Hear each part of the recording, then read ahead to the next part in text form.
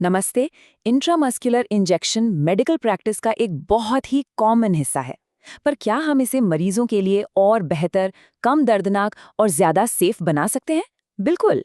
तो आज हम इसी पर बात करेंगे, उन टेक्निक्स को समझेंगे जो इसमें हमारी मदद कर सकती हैं। चलिए शुरू करते हैं। तो आज हम क्या-क्या देखने वाले हैं? सबसे पहले हम बेसिक प्रिपरेशन और सेफ्टी की बात करेंगे। फिर ये जानना बहुत जरूरी है कि इंजेक्शन के लिए सही साइट कैसे चुनें।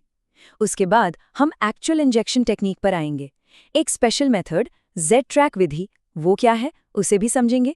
और आखिर में जो शायद सबसे ज़रूरी है, दर्द कम करने के वो कौन से तरीके हैं जो साइंटिफिकली प्रूवन हैं।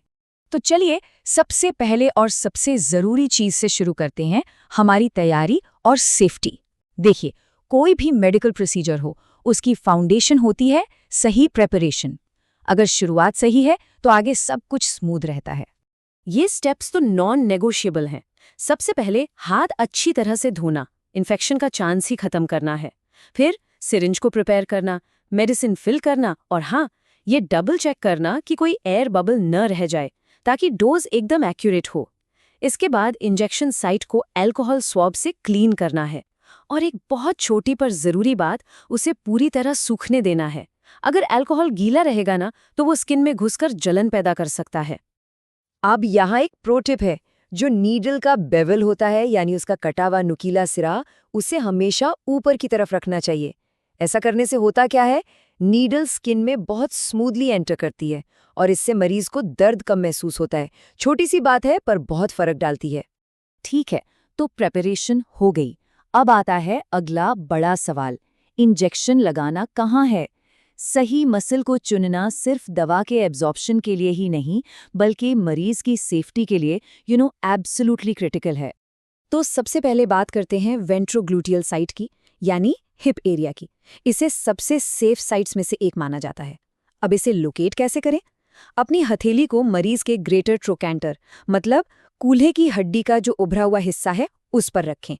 अब इंडेक्स फिंगर को एंटीरियर सुपीरियर इलियाक स्पाइन की तरफ पॉइंट करें और मिडिल फिंगर को पीछे की तरफ स्ट्रेच करें। इससे जो वी शेप बनेगा, बस वही है हमारी इंजेक्शन साइट। ये इतनी सेफ इसलिए है क्योंकि यहाँ मसल काफ़ी थिक होती है और कोई बड़ी नर्व या ब्लड वेसल पास में नहीं होती। और देखिए, ये सिर्फ थ्योरी नहीं है, एक सिस्टमैटिक रिव्यू, मतलब कई सारी स्टडीज़ को मिलाकर जो एनालिसिस किया गया, उसमें ये साफ पाया गया कि इस साइट पर इंजेक्शन लगाने से मरीज को दर्द काफ़ी कम होता है। तो सेफ्टी और कंफर्ट दोनों के लिहाज से ये एक फैंटास्टिक चॉइस है। अब आते हैं डॉर्सोग्लूटियल साइट पर, यानी बटक एरिया में। ये काफ़ी ट्रेडिशनली यूज़ होने वाली साइट है। इसे लोकेट करने का तरीका ये है कि बटक को मेंटली 4 हिस्सों या क्वाड्रेंट्स में बांट लें और इंजेक्शन हमेशा अपर और आउटर क्वाड्रेंट में ही लगाना है। ये बहुत ज़रूरी है। और यहाँ पर एक बहुत बहुत ज़रूरी वार्निंग है।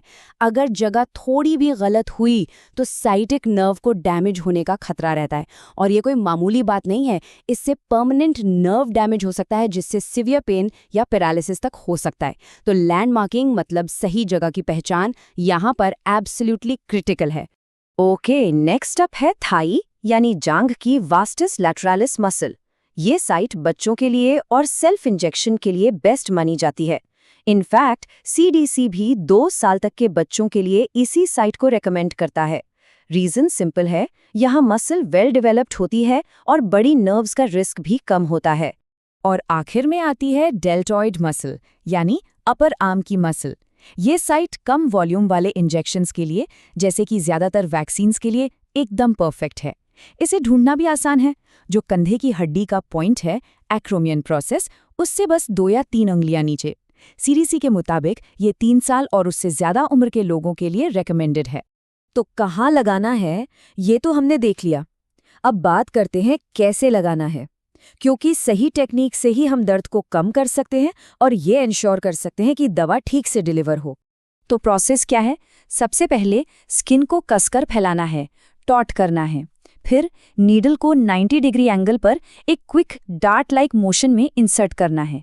अब प्लंजर को हल्का सा पीछे खींचना है, जिसे हम एस्पिरेशन कहते हैं, ये चेक करने के लिए कि नीडल किसी ब्लड वेसल में तो नहीं है।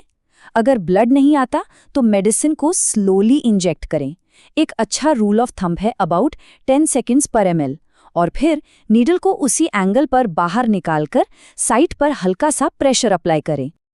चलिए अब एक थोड़ी एडवांस टेक्निक की बात करते हैं, Z-Track मेथड। ये हर इंजेक्शन के लिए नहीं है, पर कुछ स्पेसिफिक मेडिकेशंस के लिए ये बहुत यूजफुल है।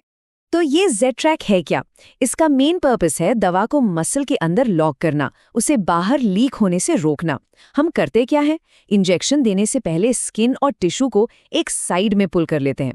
इससे होता ये है कि जब इंजेक्शन के बाद हम स्किन को छोड़ते हैं तो नीडल का जो पाथ था वो Z शेप में सील हो जाता है। ये उन दवाओं के लिए बहुत ज़रूरी है जो स्किन को इरिटेट कर सकती हैं या स्टेन कर सकती हैं। तो इसे करते कैसे हैं? स्किन को फर्मली एक तरफ पुल करें, इंजेक्शन दें, फिर नीडल निकालने से पहले 10 सेकंड तक वेट करें ताकि मेडिसिन को डिस्पर्स होने का टाइम मिले। उसके बाद ही नीडल निकालें और स्किन को रिलीज करें। और हाँ, a very important point, Z-Track के बाद साइड को मसाज बिल्कुल नहीं करना है। ऐसा करने से दवा लीक हो सकती है। ठीक है, तो अब हम आते हैं उस हिस्से पर जिसका शायद हम सबको इंतजार था, मरीज का कंफर्ट। हम एविडेंस बेस्ड तरीकों से दर्द को कैसे कम कर सकते हैं। और एक बात क्लियर करना चाहूँगा कि आगे जो हम डिस्कस करने वाले हैं वो किसी की पर्सनल ओपिनियन नहीं है। ये एक सिस्टमैटिक रिव्यू पर बेस्ड है, मतलब साइंटिस्ट्स ने बहुत सारी स्टडीज़ को एक साथ एनालाइज करके ये रिजल्ट्स निकाले हैं, तो हमें पता है कि ये तरीके एक्चुअली काम करते हैं। ये स्लाइड बहुत इंटरेस्टिंग है और बहुत काम की भी। यह हमें साफ साफ बताती है कि पेन रिड्यूस करने के लिए क्या काम करता है और क्या नहीं। तो देखिए, इफेक्टिव टेक्निक्स में क्या है?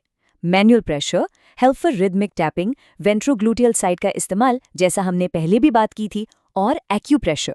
इनके सॉलिड एविडेंस हैं। दूसरी तरफ कुछ चीज़ें हैं जिनके लिए एविडेंस इतना स्ट्रॉन्ग नहीं है, जैसे पेन रिलीफ के लिए Z-Track मेथड का इस्तेमाल या कोल्ड नीडल टेक्निक या फिर दवा को गर्म करना। तो की टेक अवे क्या है?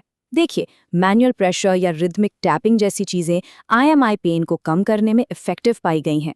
इसके पीछे साइंस है गेट कंट्रोल थ्योरी। बेसिकली जब हम स्किन पर कोई और सेंसेशन देते हैं, जैसे प्रेशर या टैपिंग, तो वो पेन सिग्नल्स को ब्रेन तक पहुंचने से एक तरह से ब्लॉक कर देती है। और सबसे अच्छी बात क्या है, ये टेक्निक सिंपल है, फ्री है और साइंटिफिकली प्रूवन है।